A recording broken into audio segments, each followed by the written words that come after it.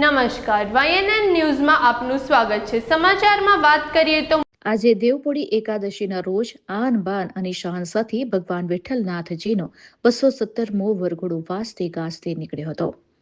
માંડવે સ્થિત આવેલ ભગવાન વિઠ્ઠલનાથજીનો 217મો વરઘોડો નીકળ્યો હતો ત્યારે ભગવાન વિઠ્ઠલનાથજીની આરતી રાજમાતાએ ઉતારી હતી અને ભગવાન વિઠ્ઠલનાથજીનો વરઘોડાને પ્રસ્થાન કરાવવામાં આવ્યો હતો।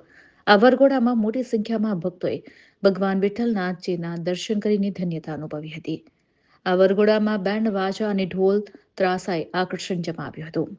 વરઘોડો માંડવેથી નીકળ્યો હતો અને વડોદરાના રાજમાર્ગો પર ભક્તોએ ભગવાન વિઠ્ઠલનાથજીના દર્શન કર્યા હતા।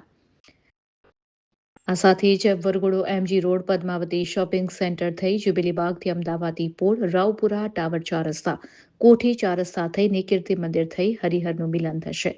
ત્યારબાદ બપોરે વરઘોડો નિજ મંદિરે પરત ફરશે। રિપોર્ટર રાહુલ રાજપૂત।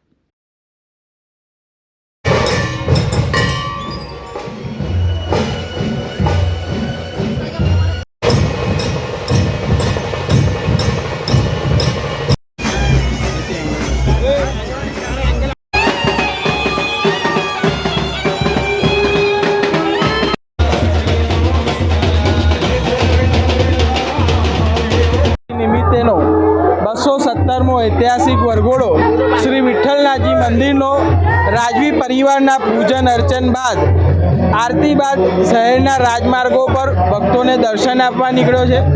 વર્ષોની પરંપરા રહી છે કે આપણો વરઘોડો માંડવી નીચેથી નીકળે છે। એ પરંપરા આજે પણ જાળવી રાખવામાં આવી છે। ભગવાનને સુખપાલમાં બિરાજમાન કરાવી માંડવીમાંથી પસાર કરવામાં આવ્યા છે અને ત્યાર પછી રથ ઉપર બેસાડવામાં આવે છે। આમ વર્ષોની પરંપરા અખંડ રાખવામાં આવી છે। આ પરંપરા જાળવવા માટે મહાનગરપાલિકાએ જે પણ સહયોગ આપ્યો એના માટે વિઠ્ઠલ મંદિર તેમજ દેવસ્થાન ટ્રસ્ટ એમનો આભાર માને છે। સાથે સવાની હેરિટેજ કે જેમને પોતાનું કામ બંધ રાખી અને છેલ્લા 3 દિવસથી વરઘોડાની વ્યવસ્થા માટે રસ્તો કરી આપ્યો છે તો એમનો પણ આભાર માનીએ છીએ। ખાસ કહીએ તો આજના વરઘોડામાં ગઈકાલ સુધી જે રીતે વરસાદ હતો તો ઘણા પ્રશ્નો હતા કે રસ્તા પરથી રથ નીકળી શકશે કે નહીં, પરંતુ ભગવાન વિઠ્ઠલનાથજીની કૃપા છે કે વરસાદ બંધ થઈ ગયો છે અને ભક્તો બહુ ભક્તિભાવથી સુંદર વાતાવરણમાં આજે ભગવાનના દર્શન કરી રહ્યા છે।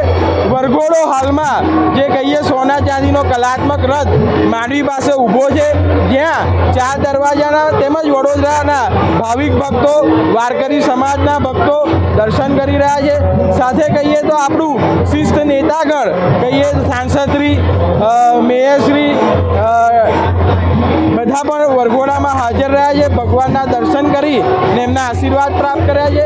આ વરઘોડો આવી જ રીતે ધીરે ધીરે આગળ વધશે અને બપોરે 1 વાગે કેદારેશ્વર મહાદેવ પહોંચશે, જ્યાં હરિહર મિલન ભેટ થશે।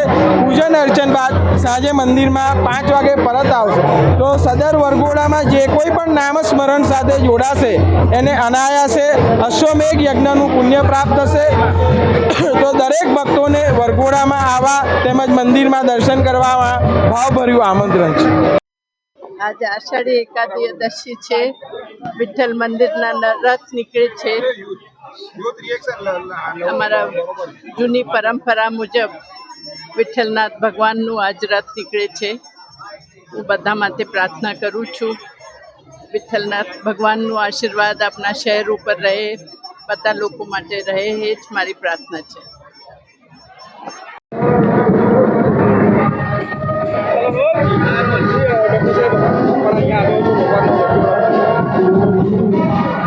સદીઓથી ચાલતી આવતી પ્રણાલિકા મુજબ વડોદરા ખાતે આજે 144નો ભગવાન શ્રી વિઠ્ઠલનાથજીના વરઘોડાનો શુભારંભ થયું છે।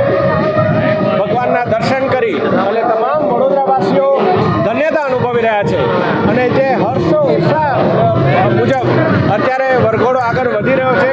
ઢોલ, નગારા, તાશાના તાલે તમામ લોકો ઝૂમી રહ્યા છે।